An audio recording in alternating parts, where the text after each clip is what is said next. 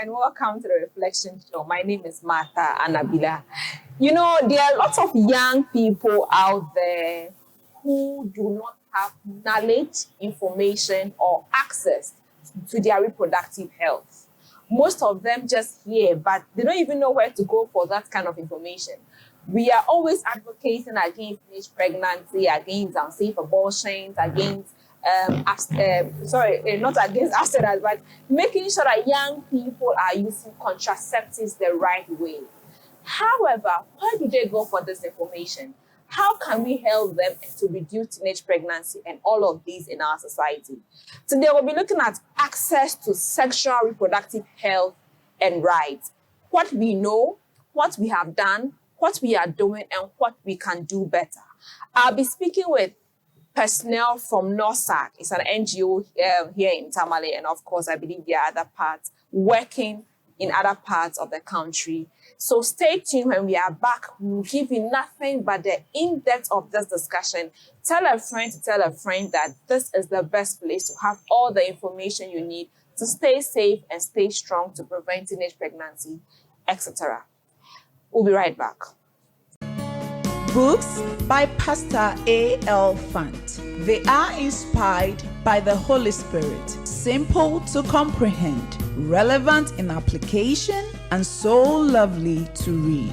Grab copies like Dynamics of Kingdom Influence, Dynamics of Ministry, Marcus King for Church Workers, Money Matters, and she calls herself a woman. This marriage must work. No more curses. Loaded mouth. Secrets of Kingdom Dominion. The exploits of service. Things fall apart. Church without bleeding pulpit. Singles mingle, and many more.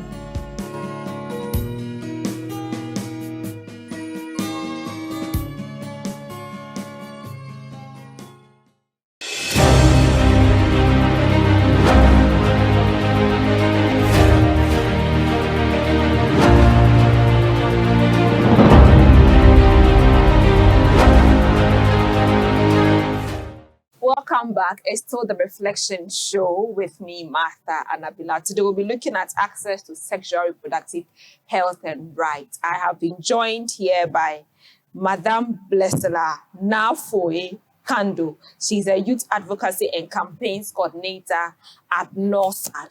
And Suleiman Maya, she's a youth advocate. And Salifu Abdul Karim, he's also a youth advocate. I believe that with their experiences, with the information they have heard from the many people they have interacted with, they'll be able to give us the best kind of information and education that we need here on the show. Thank you to Vipex Beauty Salon for my hair, to Glam Beauty for my makeup, and Caronat Closet for my wonderful dress. You can get their details on the screen. Contact them for amazing services. Today we are recording here at the one and only King David spot here in Tamale. So if you're looking for the right place or the place to go and cool with your friends and family in the evenings or even during the weekends, is here at the King David spot here in Tamale. Let me come to you. Thank you very much for joining us on the show.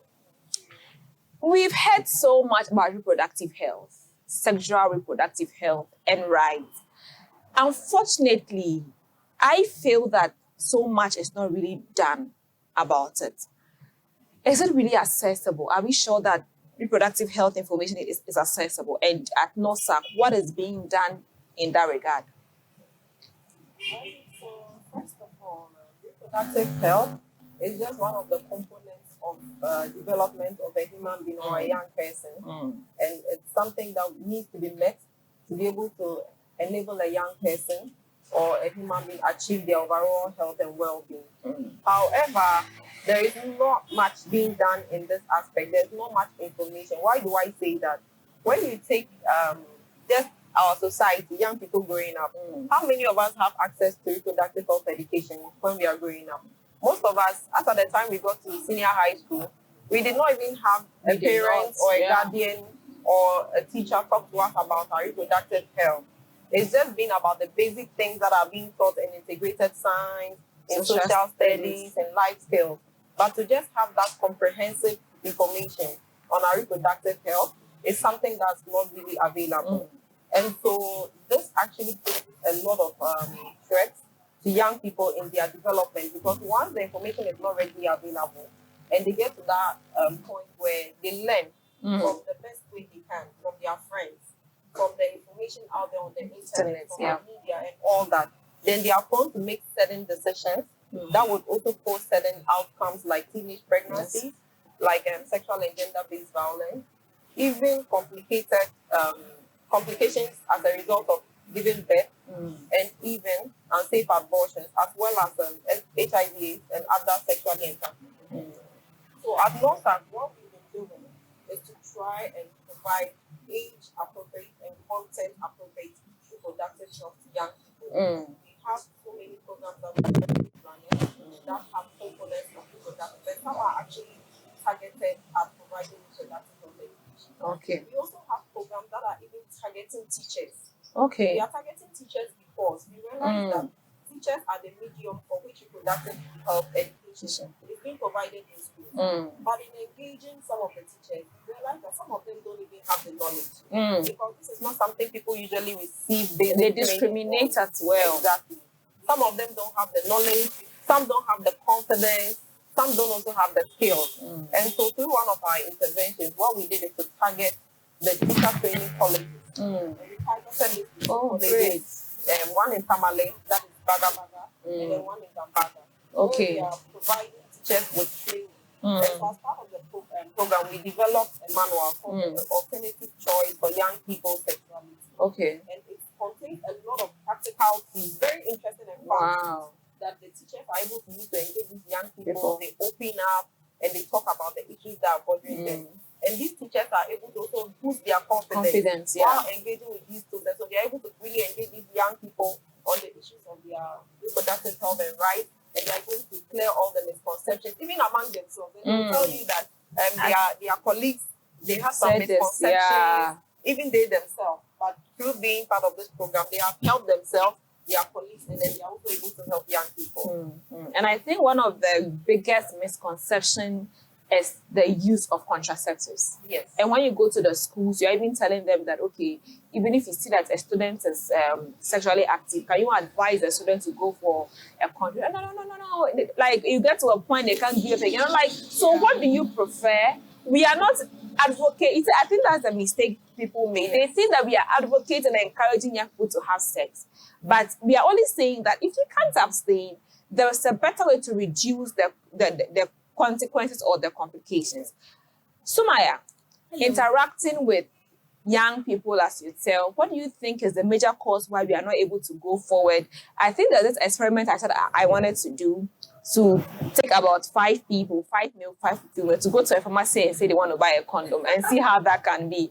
What is the challenge for us as young people to access reproductive health services? Okay, so for me, I think if I reflect on this thing personally, I would say that there is information, there is enough information, but where we are now, how accessible is the information? Because there are still some parts of northern region that young people don't have that confidence to go to the pharmacy, as you said, to buy condom. There are still some houses in the northern region here, you can't mention penis or vagina in the house. You can't talk about anything sexuality in that house.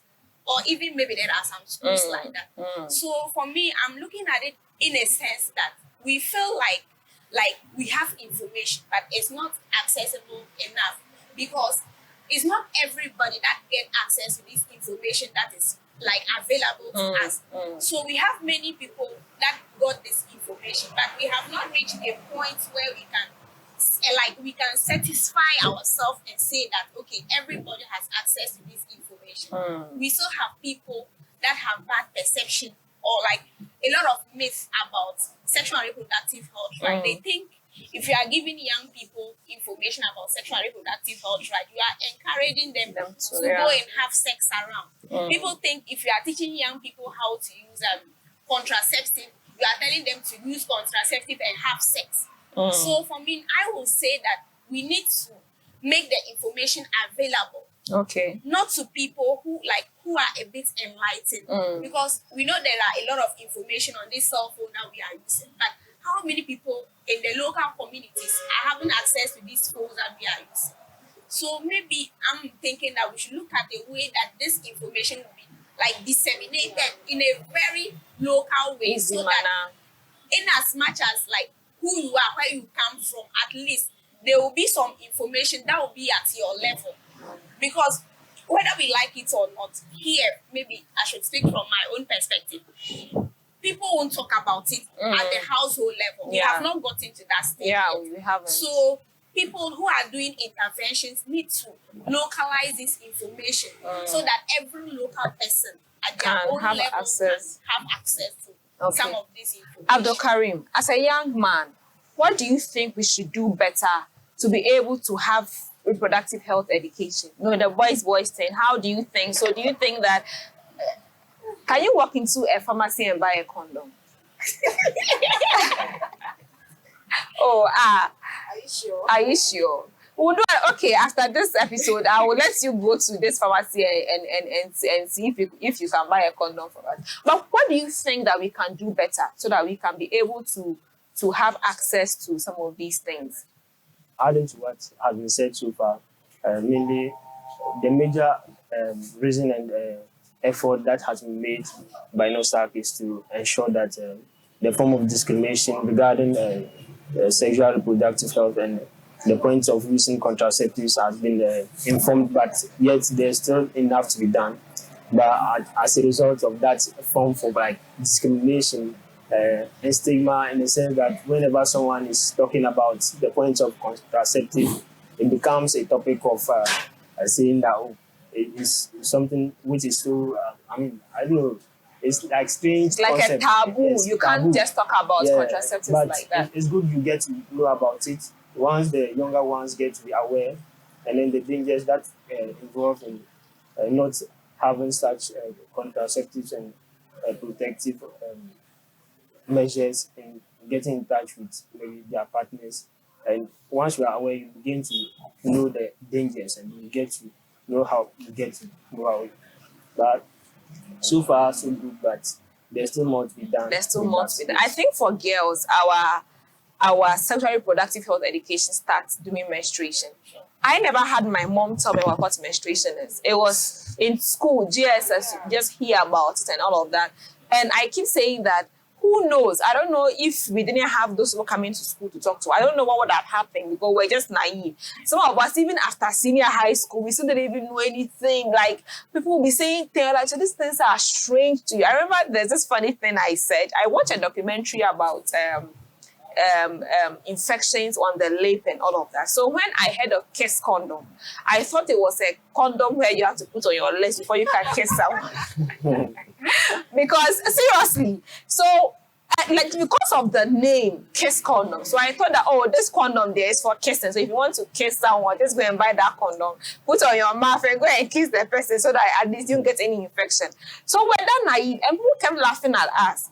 But at the end of the day, we see a lot of NOSAC, PPAG, UNICEF, UNFPA, Mary Stokes are doing so much. I'm coming back to you because as young girls, what are some of the stories you hear? What caused the teenage pregnancy? Is it still curiosity? Because we learned that curiosity thing in our junior high school. Is it still curiosity? What is the cause in 2022 that we are seeing or hearing that is still the cause of teenage pregnancy? So for me, I wouldn't say now it's curiosity anymore. It's like it sits maybe to some extent, but that isn't the major issue we are facing now. Okay. What I have observed personally, maybe by my engagement with my colleagues, young people, and other people that we've been working with, you see, we young people, if we own something, like we are able to do it confidently than like we don't know anything. People are like taking us through that thing. So I will say that young people ourselves, most of us still lack that like empowerment in us, that self-esteem. We lack it. So any little mistake you get to yourself to a place that you wouldn't love to be. So if you as a young person, like you have enough information, so it's like it's kind of give you some level of empowerment. So you'll be able to make informed decisions for yourself. most people are having babies today, and that is just by mistake. And they venture into it, and it wasn't true, maybe their curiosity. Something different happened. They were Young just people- having sex. Yes. Okay, I have a So maybe boyfriend, so we are dating, we are having sex. Today you went to the guy's room, you are watching movie together. The next morning you went there, you are watching movie together. The third day you went there, there's no movie to watch. You do movie yourself. Like, you understand? So if you are some will correct on reach the 10th day. some people even find themselves as a place. Maybe the person is touching, you don't know where he's going to. And it's nice, so Charlie, keep touching, that keep kind of going, thing. because you don't, at that point you don't even know the decision you want to make for yourself, because you lack some kind of empowerment. And I think for I spoke with yourself. some of my mentees, and sometimes people feel that it's a normal thing to have sex since you're having a It's relationship. just normal, because if you are in a relationship, you must have sex.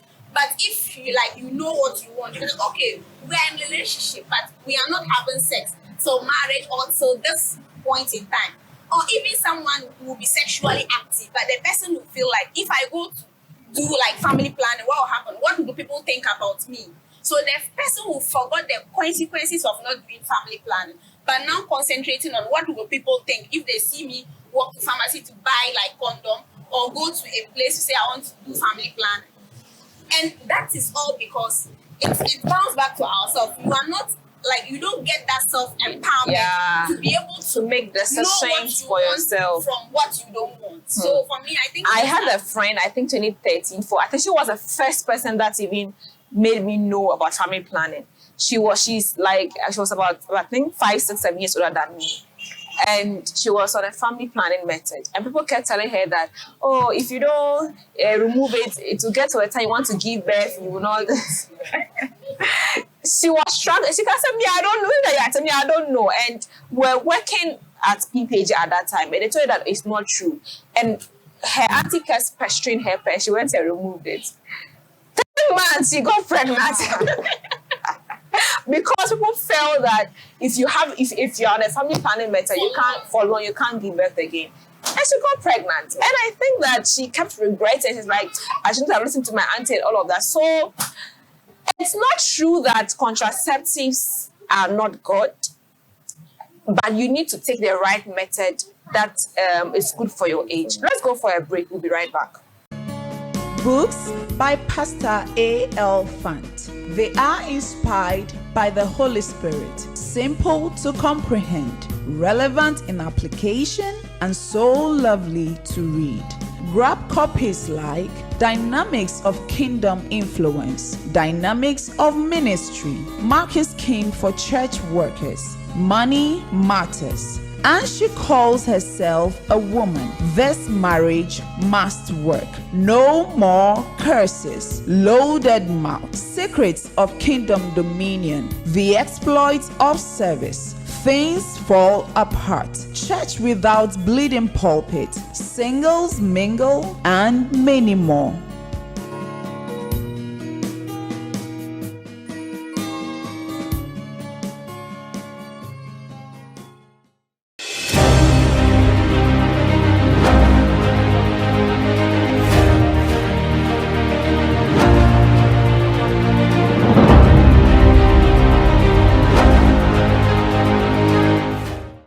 Welcome back from the break. It's still the Reflection Show with me, Martha, and Abila. Sumaya, contraceptives. You were making a point there before we went on the break. Okay. And so what I was saying is that even as we said now, people have bad perceptions, Yeah. a lot of myths around contraceptives. So maybe we still need to do more in that direction for people to understand that a lady being on family planning doesn't mean that she's ready to have sex around. Or if I'm teaching a young person, if you are sexually active, there's a better option for Yeah. you.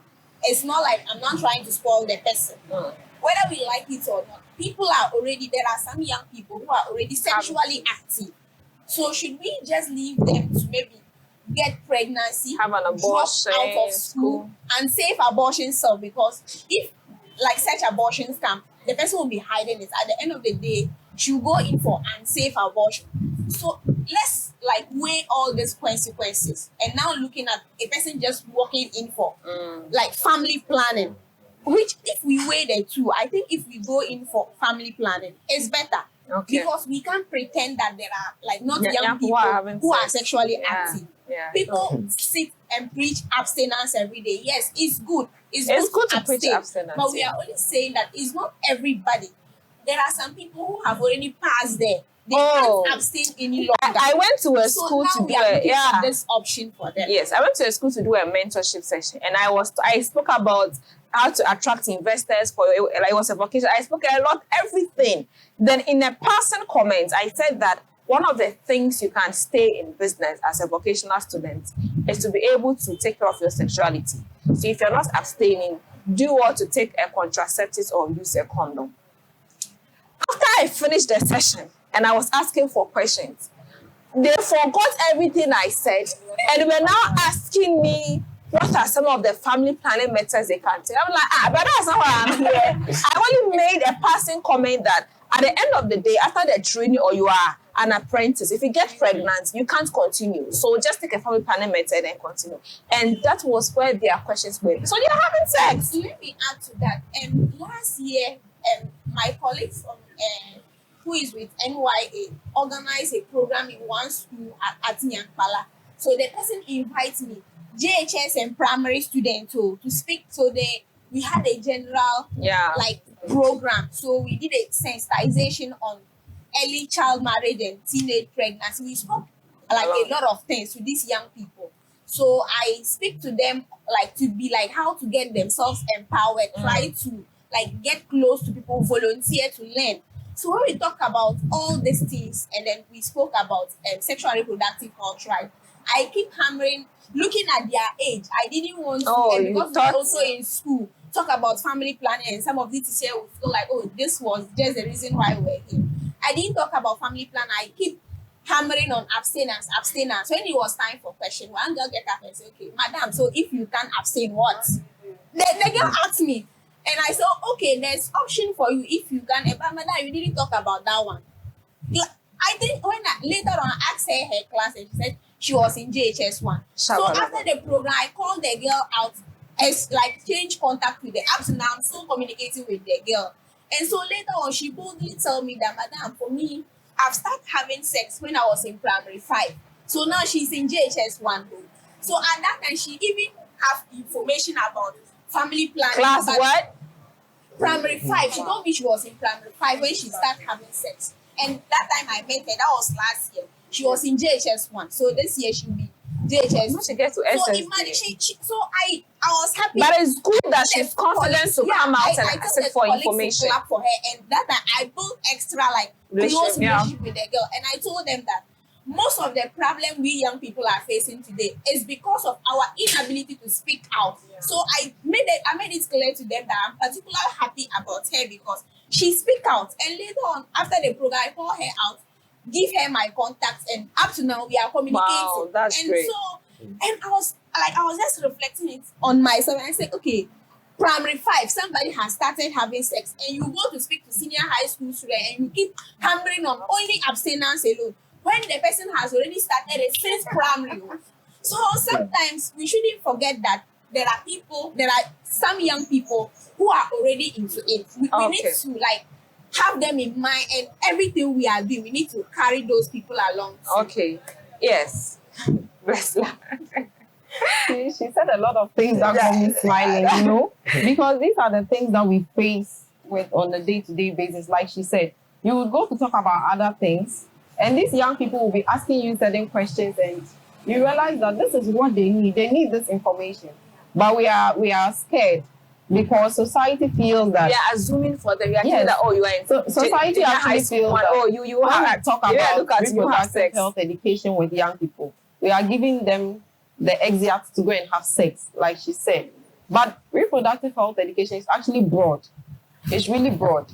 And so in reproductive health education, you would find issues around menstrual hygiene and menstrual management, as you mentioned. And these are realities of many young girls growing up. They don't have anyone to guide them on their menstrual hygiene and menstrual management. And if you hear some of the misconceptions young people have, just last month, my team was doing a sensitization on reproductive health in senior high school. And in one of the schools, some of the girls confessed that prior to the sensitization, they had the information that because people do dubious things with blood and those kind of things, after your menstruation, you need to wash the sanitary pad. Yeah, I hear. Yes, but because of the sensitization, they realized that no, it's not a healthy practice. And so they were also taught how to properly dispose of their used sanitary pads. And these are some of the realities of young girls. Some will tell you that they have colleagues telling them to avoid or prevent menstrual cramps, you need to have sex. Or they are told that when you get pregnant, you will stop experiencing menstrual cramps. So those who have really painful menstrual cramps will go and have sex to get pregnant. And so reproductive health education addresses all these things and not just telling young people to go and have sex. Of course, the thing is, I think we had a reproductive health education forum, which is one of the strategies NOFAC has been using to get stakeholders involved on how we can provide reproductive health education to young people. And one of the speakers said during the COVID-19, a lot of economic activity stopped, but sexual activities didn't stop. Young people were having sex, and that was the period we recorded really high teenage pregnancies. And we even recorded dropouts when schools resumed and young people had to go back to write. A lot of them could not come back because they were pregnant. Some came with babies. Some even came with pregnancy to write their examination. And those are the realities we face. And so that misconception that when we provide reproductive health education, we are giving people the license to have sex. She talked about empowerment. And that is one of the key things that reproductive health education seeks to do. It seeks to help young people have bodily integrity, for them to understand their body, to have that autonomy, like she said. And once you have that empowerment, you are able to make the informed choices, the informed decision. So if someone is touching you at the wrong place, you know enough to know that when they are touching me, you're not supposed to touch me, then this is what I need to do. If someone is abusing you, you have the information to know that this thing they are doing to me is wrong. And this is the person I can talk to, or this is where I can go to get my issue addressed. If you have issues with your menses and you need to talk to somebody, you know that this is not a usual thing. This is the right place to go to. And like she mentioned, we are not just encouraging people to use contraceptives. Believe you, in all our sensitizations, we still hinder on abstinence. And just like the old, we had this old slogan during the HIV AIDS campaign time, days, the ABC, abstain, be faithful, and then use a condom, contraceptives. Yes. We still preach those things, but like the realities are facing us, that young people are having sex. And so there's always that option that if you are already sexually active, or if you can't abstain, then you need to, and then we always let them know the right places. It's not about listening to your friends or just looking at a TV advert and going to pick a contraceptive. You need to go to a nearest health facility. And I must say that the health facilities are also trying to do very well by putting together adolescent-friendly corners where young people, and NOFAC has supported some of the health facilities to do that in the northern region and in the Savannah region. So young people, we help them make the place very fun and very comfortable for these young people to visit. Come in, and they are able to go and talk. And these health professionals who are stationed, they are very trained and said that they are very open and they are very warm to these young people. So you can really walk there and then talk to them, and then they can advise you and educate you on the type of contraceptive and the best one, because not every contraceptive is appropriate for every person. And some people don't say the truth. When I was with PPAG, somebody would come and say, "How old are you?" Or you're 16, 17, so like, I'm 18, I'm 21. Meanwhile, if I can give you a depot at a particular age, a particular age will not be convenient. So they go and they have complication, and they think that it's a family plan that is not working. And to add to what you were saying, there was this popular video. It was a movie, but they just cut that point where a girl went to the hospital, and I think it was her mother's friend, was like, could she be pregnant? And the one started insulting her. And at your age, now you are having sex. You're already having sex. I'll tell your mother. And I'm like, the reality. Yes. So how can I, because if I want to walk into a place and say that, okay, I now want to start having sex, but I want to know the best family planning method, how am I sure that you go and tell my office people, my church people, my friends, how am I sure that people that are around me will not know that I'm not coming for family planning method? So that's why I mentioned earlier that we have the adolescent-friendly connect, and these people are trained to handle, and they are very professional. They abide by their ethics. They will not share any information that you share with them. We also have, even in our communities, we use safe spaces concept, where we have mentors that are supporting these adolescent girls in their safe spaces. And so you can talk to your mentor, and then your mentor will link you up with the appropriate health person who will guide you on the. Do you have the a helpline? No, currently not that we don't have a helpline. The PPH has a helpline. And then we leverage on the helpline of our colleague organizations that we work with. Okay. Abdul Karim, I've left you here for a long time. At what point did you get education on West Dreams? Like, you get up as a young man, you have all of these things, and what are some of the, like, give me the boys conversation. Yeah. Like, those kind of conversations that you get to hear growing up as a young person. Did you also hear that if you don't have sex at this age, this will happen to you and that kind of thing? So, honestly, since from childhood to now, the level of education, I would just say it wasn't there. Yeah. The home and in the society, but it was as a result of peer influence. Like, they get to tell you, oh, this goes into that, and you get to know and become aware. So give us some of the myths. What goes into what? What do they say? Because we've mentioned some from the girl side. Okay, yeah, so as the girl, they say if you have sex, your menstrual cramps will stop. Did you have those kind of misconceptions that if you do this, someone say if you don't have two girlfriends, something will happen? Those things. So give us the myths that you hear as a young man. Mainly, guys will, and then your friends will influence you to get involved in. Sometimes you say you should even go the mile not even using contraceptive, basically condom, because they say that one is somehow better. And don't use condom. You don't without the condom. And they will just try their way to influence you, even though you are not much aware. So, looking at it, if you are being informed from the home, then you are being maybe by the age of 10, then or at GHS, get it to SHS, your family members, your friends in the house get to educate you more on this before you get outside and being influenced by your friends. I think it's much more better than, and then you just always like preaching on abstinence within the home. Even sometimes it's not been preached, but always look at it to be like a taboo, like don't just mention the concept. Yeah. So, and then definitely once they go outside, they are going to be influenced. And then boys level, they will find their way of getting along with one another, and even trying to go into the points of club, like going to clubs and do stuff. And once your friends do something, you will be somehow influenced. Like you get moved by it and you want to do it. Okay. So basically, I see that there's you don't want to tell us the plenty secrets, but you know there are lots of secrets. Okay.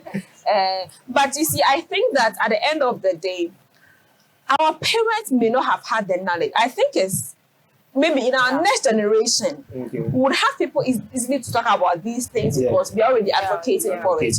But where they came from, it was already a taboo. Yeah. So I think it's a bit difficult trying to penetrate into the system, penetrate into their mind. Culturally, with our religious, it's a bit difficult coming to talk about some of these things.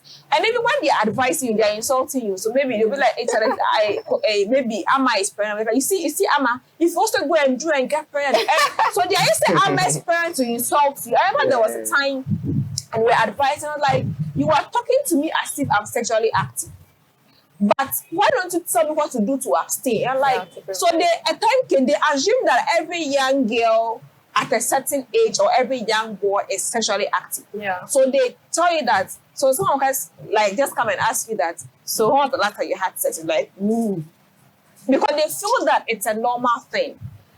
Now let's look at the rights. We've talked about reproductive and all of that, but I think that one component that we don't really focus so much on our sexual rights. We just mentioned a few. And then we are looking at how do we report these cases.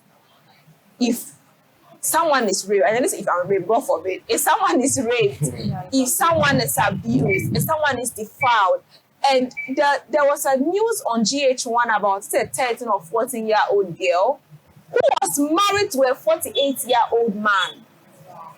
And some of these stories, sometimes you're like, how? True? Yes, but it's true. Before we delve into that, let's go for a break. We'll be right back. Books by Pastor A.L. Fant. They are inspired by the Holy Spirit, simple to comprehend, relevant in application, and so lovely to read. Grab copies like Dynamics of Kingdom Influence, Dynamics of Ministry, Mark is King for Church Workers, Money Matters, and she calls herself a woman. This marriage must work. No more curses. Loaded mouth. Secrets of Kingdom Dominion. The exploits of service. Things fall apart. Church without bleeding pulpit. Singles mingle, and many more.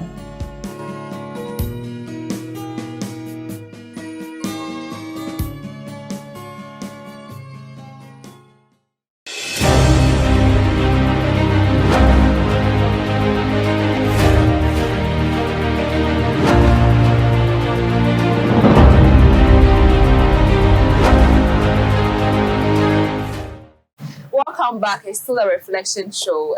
Before we went on the break, we want to look at how or where we can report some of these cases. We've heard of Waju, we've heard of Dosu, we've heard of just the police service, but are they really working? I think Waju and Doksu are the same. Waju and Dosu is a Yeah, name so they have it was changed. Waju. But you know what? Waju was just women and juvenile unit. So we left the men out. And so they generalized it to domestic violence and victim support unit so that it captures all forms of. There was a time I met someone at the court, Nancy at Nosa, yes. and she went to report the issue. And if the man couldn't even walk, Yeah. and I'm like, wow, it's really interesting how somebody with how many wives can still rape someone of a granddaughter. So so I believe that you've seen how these report cases have gone. How was it dealt with? How can you encourage someone out there watching us that it is still possible to report, so that we don't think that you report and somebody will pay somebody and the case will be made nonsense? Okay. So in the places that we work in, we always encourage people to work with the systems that are already available. And so we have Srhr, we have DOPSU, we have legal aid, and we even have the health facilities as well.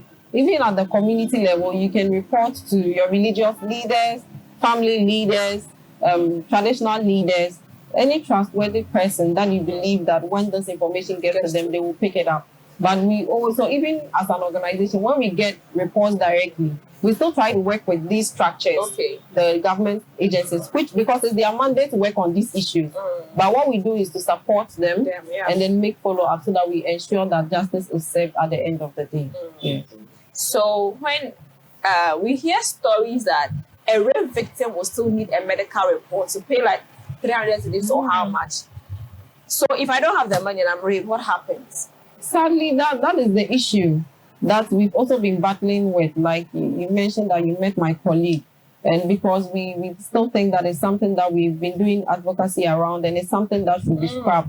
I mean, why should a victim have to pay or a survivor have to pay for a medical examination? But from the medical perspective, they will also argue that it's not for the report, but it's for the things that they have to use to be able to generate the test and all that and paying for that. That is what they have been arguing. But we still have some very good medical people that when they realize it's an issue of defilement or rape, they do it for free. They offer their services for free. And then that is their way of supporting the system. And that is a level of a topic that organization have, because this is something that prevents a lot of people from seeking justice. Yes, they go and then at the point that they have to do the medical exam, because they cannot afford it, they just leave the case. Are we advocating for it to be added to the health insurance? Yes, that is one of the ways that we are advocating for it to be added, so that it makes it easy for young people to report when they have issues. But in our own way, sometimes we try, like I said, we support these systems and we try to use our voices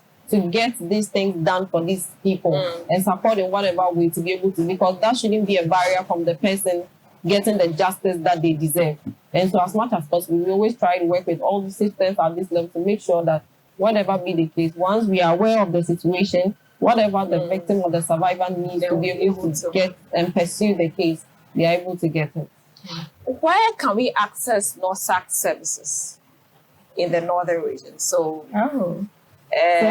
your office, Yes, your yes. location. Our office is located at the Shishagu residential area.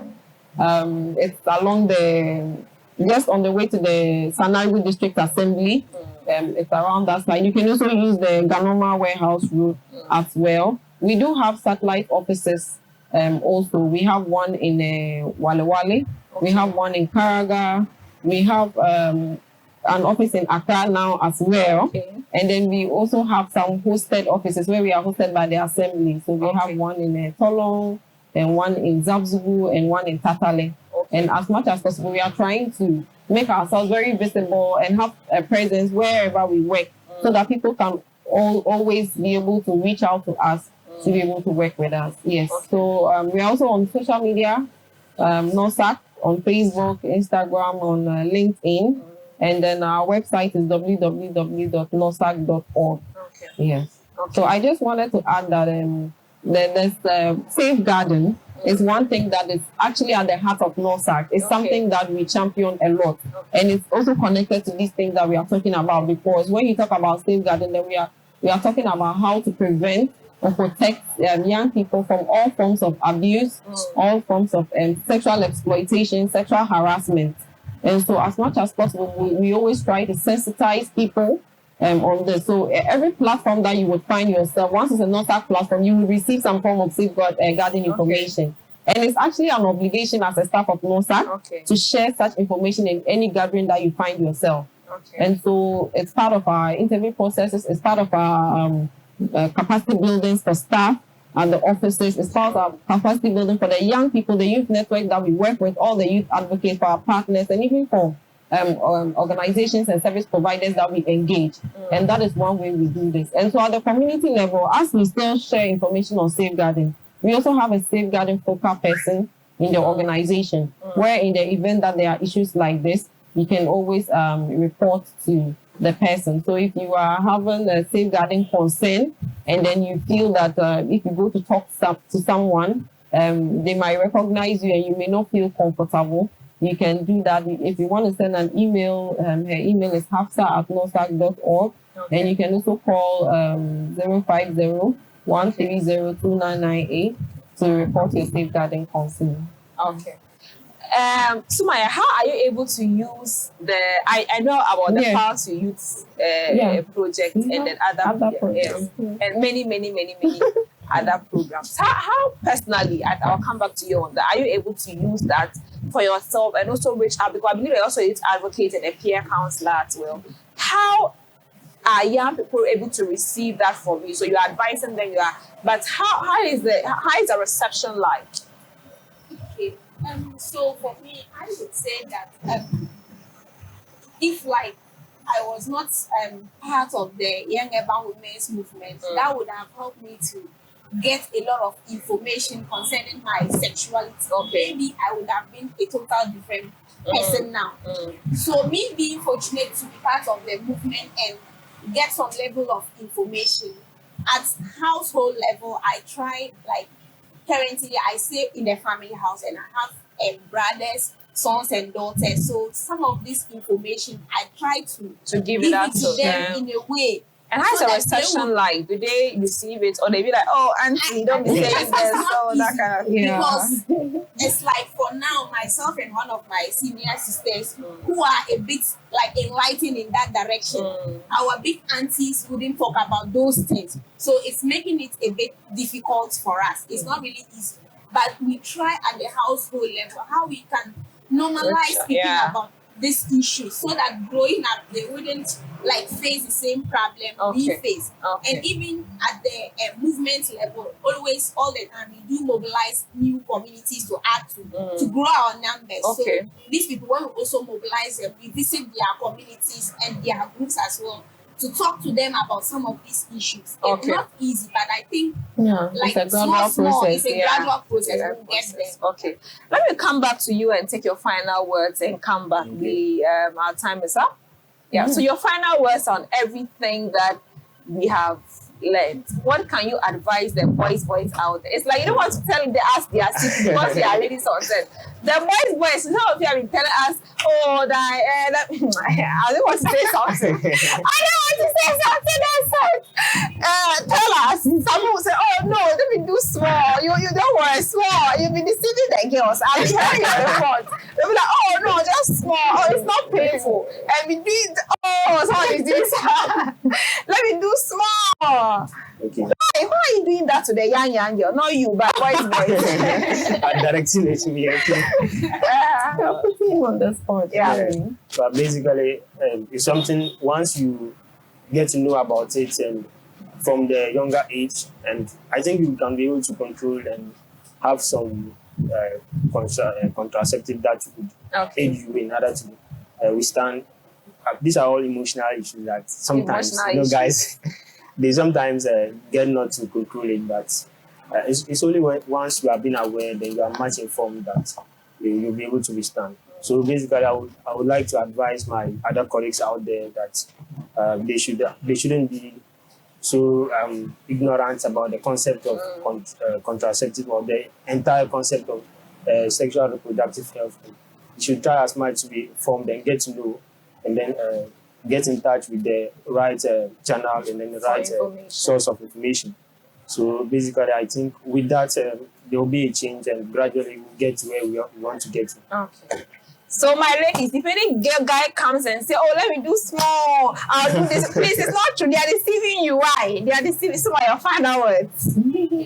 So for me, I would just say that we should keep empowering young people. Yeah. I think I feel it's the best approach. Okay. If young people are empowered, like we stand up for ourselves, we Okay. know what we want and what we don't want. We'll be able to make the right decisions. And I think that would help us faster. So let's get empowered.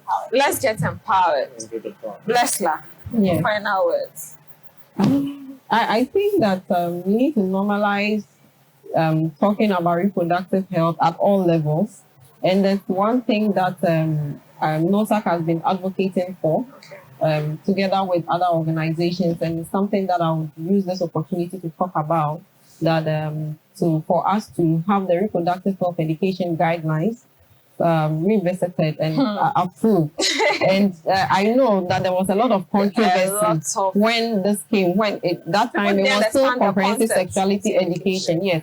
And also because there were some information that came out which were not actually part of the guideline, but people misunderstood them and thought it was part of the guideline. But if you actually go through you realize that everything is structured according to the age and the level. So it's age appropriate, content appropriate. There's nothing in it that is wrong.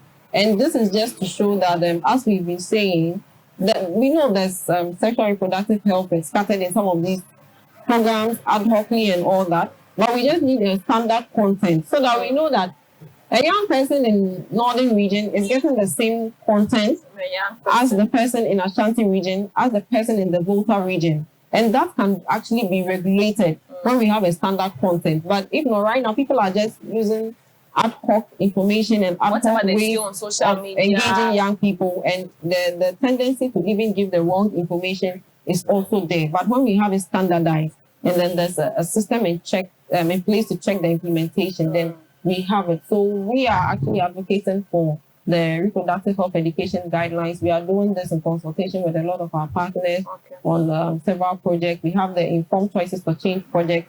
It was formerly Innovative Sexuality Education Project, but because of the sexuality and the misconception people had, we had to change it. And this project is actually the one that is also targeting providing a lot of reproductive health training for the teachers, which I think is a very good approach and a very unique, a very unique approach that the project is doing. And we still have that from some of our, we even have projects that we are targeting reproductive health education for mental health people, which is a group that people have actually overlooked all of them. And they also need to have that information to be able to make informed choices. What do they do when they are menstruating? How do they go about we see mental health people pregnant all the time, and we don't know the people that impregnated them.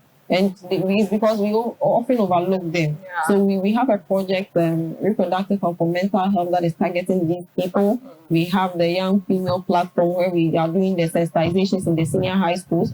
We have the Promoting Adolescent Safe Spaces project that I mentioned. We have the Enough project, which is advocating for ending all forms of sexual and gender-based violence. And these are all components of reproductive health education, like I said. So it's an integrated thing actually. And let's just normalize having discussions on reproduction and not narrowing it down to just sexual intercourse. Not just and just to understand that yes, there may be so many contributing factors to teenage pregnancy, but the only cause of teenage pregnancy is having unprotected sex. Because if you have protected sex, will you get pregnant? No. And so we need to normalize the sex. We can provide age-appropriate, content-appropriate reproductive health education and information to young people for them to be able to make informed choices about their sexual and reproductive health, and to also be able to evade some of these negative outcomes that come, so that they can grow up to become healthy and responsible adults in future. It's been an amazing discussion looking at access to reproductive health, how young people can make sure that we abstain, we are being faithful to one partner, and also using contraceptives. I know I'm one person will bet that most of you should actually use contraceptives, because we need to, as much as possible, reduce teenage pregnancy. You know what? These days we fear pregnancy than STI. I'll get another day. You see? And we so much focus on STIs, the types of STIs, and how it is very dangerous to us, and how we should actually protect ourselves, even though you're on a family planning method. But sometimes you have to use the condom if you are not faithful to a partner. I have been speaking with personnel from NOSAC, Madame Blesla now for Kando. She's a youth advocacy and campaigns coordinator.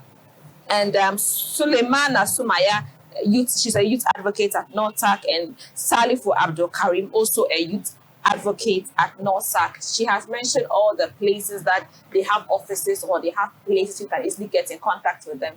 Get to social media and look for NOSAC. It's just NOSAC, NORSAAC, at all the platforms. So you're able to call them, look for information, get to them.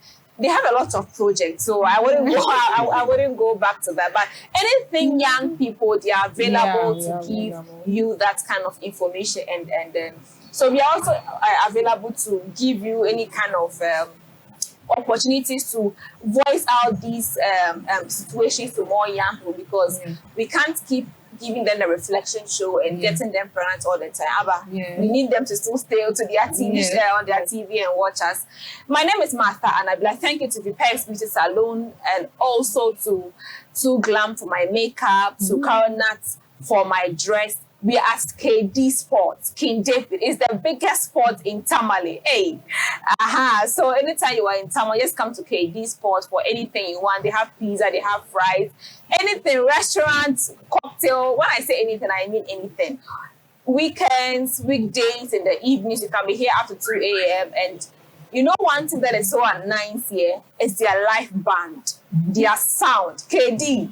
Their sound is #1. You come and relax with your boyfriends, please, your girlfriends. Don't go to their house and be watching movie you don't want to watch. Videos.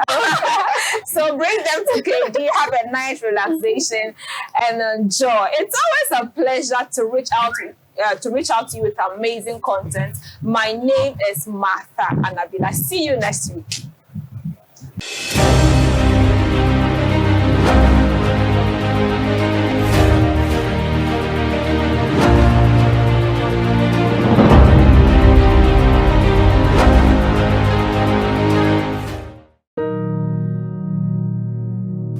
Hello and welcome to another wonderful episode of Thoughts from Martha Inspires. I am Martha Anabila. Today I want to talk to you about what I have captioned. What content do you receive? We are exposed to a lot of content in our world today. Be it video, be it what we see, be it what we read, be it what we hear. As a young person who wants to grow to become successful, what is that content you are making yourself available to see? On social media, there are a lot of things that we are not happy about, or things that anyone just gets up and posts. We insult elders, we insult our peers, we insult everyone. sometimes it has an effect on your personality, it has an effect on your character. Today, I want to encourage anyone who is listening to me that be careful of the kind of content that you expose yourself to. What are you hearing? If someone comes to you and wants to gossip and start somebody's topic, can you stop that conversation? If you bump into a video on YouTube or Facebook that you think that is pornography, that is not good for you, can you stop or skip that video? If you get a book and the content in the book doesn't help your self-development, can you stop that? We have destroyed our knowledge, our wisdom, because every time we are seeing pornography, every time we are seeing insults, every time we are seeing something that does not add value into our lives. Today, I want you to sit down and think about the content that you read, the content that you see. There are some groups or pages on social media that you need to block, because these are not content that would help you. What kind of movies are you watching? Are you watching pornography movies? Movies that don't even have a connection to your purpose and your potentials. Do you want to grow? As a student, what kind of movies are you watching? As a Christian, what kind of movies are you watching? Like, the movies you are watching, are they going to add value to your Christian life? Would they add value to your knowledge and your will for God? Don't say that, oh, it's society and everybody is doing it. Is Jesus doing that? So today, please be careful of the kind of content that you expose yourself to, because they pollute your mind.